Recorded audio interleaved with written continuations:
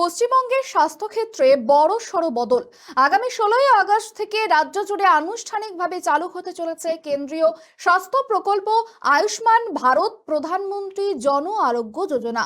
দিনটিকে আয়ুষ্মান দিবস হিসাবে ঘোষণা করেছেন মুখ্যমন্ত্রী শুভেন্দু অধিকারী। শুক্রবার স্বাস্থ্য ভবনের সাংবাদিক বৈঠকে একাধিক বড় ঘোষণা করলেন স্বাস্থ্যমন্ত্রী ডক্টর শারদত্ত মুখোপাধ্যায়। দীর্ঘ প্রতীক্ষার অবসান। 16ই আগস্ট থেকেই বাংলায় শুরু আয়ুষ্মান পরিষেবা, আর এই দিনটিকেই আয়ুষ্মান দিবস হিসেবে ঘোষণা করেছেন মুখ্যমন্ত্রী শুভেন্দু অধিকারী। শুক্রবার স্বাস্থ্য ভবনে যৌথ সাংবাদিক বৈঠকে বড় ঘোষণা করলেন স্বাস্থ্যমন্ত্রী ডক্টর শারদত্ত মুখোপাধ্যায়। উপস্থিত ছিলেন স্বাস্থ্য প্রতিমন্ত্রী সুমনা সরকার এবং স্বাস্থ্য দপ্তরের পদস্থ আধিকারিকেরা। কি কি সুবিধে থাকছে আয়ুষ্মান পরিষেবায়?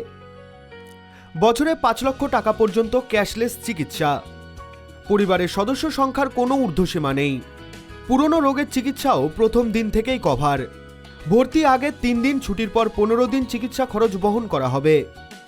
শুধু আধার কার্ডেই মিলবে স্বাস্থ্য পরিষেবা, আলাদা স্বাস্থ্য কার্ডের ঝামেলা নেই। আধার দিলেই হাসপাতালে তাৎক্ষণিক ডিজিটাল ভেরিফিকেশন। শুধু রাজ্যেই নয়, দেশের 40,000-এর বেশি হাসপাতালে মিলবে চিকিৎসা। পরিযায়ী শ্রমিকরাও দেশের যে কোনো প্রান্তে সুবিধে পাবেন।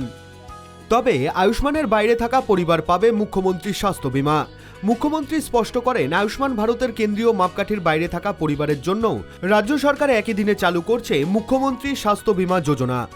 পশ্চিমবঙ্গের আনুমানিক 1.5 কোটি পরিবার এর সঙ্গে যুক্ত হতে চলেছে, আর প্রায় 6 কোটি নাগরিক বাঙালিরা এর মধ্যে অন্তর্ভুক্ত হবে।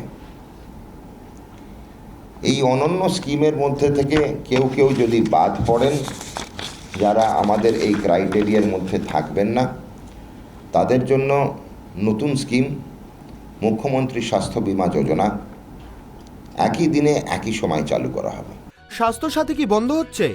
স্বাস্থ্যসাথী প্রকল্প এখনই বন্ধ হচ্ছে না বলে আশ্বস্ত করেছেন স্বাস্থ্যমন্ত্রী।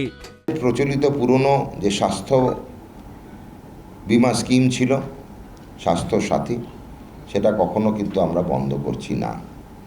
আগামী 2-3 মাসে তো নয়ই, একই সঙ্গে স্বাস্থ্য সাথীও চলতে থাকবে, আয়ুষ্মান ভারতও চলতে থাকবে, মুখ্যমন্ত্রী স্বাস্থ্য বীমা যোজনাও চলতে থাকবে।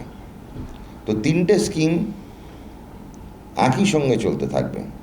2 মাস পরে যদি দেখি আমাদের কোনো রকম নতুন 2টো স্কিম যেগুলো চলছে, তাতে কোনো রকম কারুর অসুবিধা নেই বা অসুবিধা হচ্ছে না, গ্রাহকদের, উপভোক্তাদের এবং আমরা যারা আধিকারিক রয়েছি, হাসপাতাল পক্ষের যারা আধিকারিক রয়েছে, তাদের কারুর কোনো রকম অসুবিধা না হলে ধীরে ধীরে আমরা স্বাস্থ্যসাথী স্কিমটাকে তুলে নেব।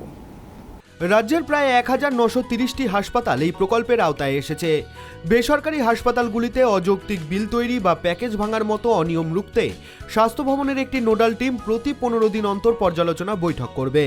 আগামী 90 দিনের জন্য বেসরকারি হাসপাতালগুলির সঙ্গে চুক্তি চূড়ান্ত করা হয়েছে। এই যে স্কিম, 2খানা নতুন স্কিম এবং একটি পুরনো স্কিম একই সঙ্গে চলবে।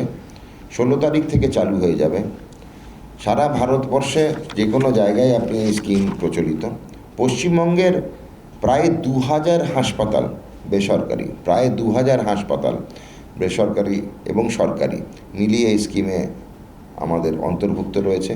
বেসরকারি প্রায় 1300 এবং সরকারি হচ্ছে প্রায় 700 আমাদের এই স্কিমের অন্তর্ভুক্ত থাকছে। এদিন আরও একটি গুরুত্বপূর্ণ সুবিধার কথা জানান স্বাস্থ্যমন্ত্রী। যাদের আভা আইডি কার্ড থাকবে, তাদের আগের চিকিৎসার নথি বারবার দেখানোর প্রয়োজন হবে না। এক্ষেত্রে ডিজিটাল ব্যবস্থার মাধ্যমে রোগীর মেডিকেল হিস্ট্রি এবং চিকিৎসা সংক্রান্ত রেকর্ড দ্রুত পাওয়া যাবে। স্বাস্থ্যক্ষেত্রে ডিজিটাল পরিকাঠামো আরও শক্তিশালী করতে সরকারের তরফে বরাদ্দ করা হয়েছে প্রায় 1000 কোটি টাকা। সরকারের দাবি, প্রায় 1.5 কোটি পরিবার এবং 6 কোটি মানুষকে স্বাস্থ্য সুরক্ষার ছাতার তলায় আনাই এই উদ্যোগের লক্ষ্য। ক্যামেরায় দেবরাজ দত্তের সঙ্গে সুকৃতি ভট্টাচার্যের রিপোর্ট, কেটিভি বাংলা, কলকাতা।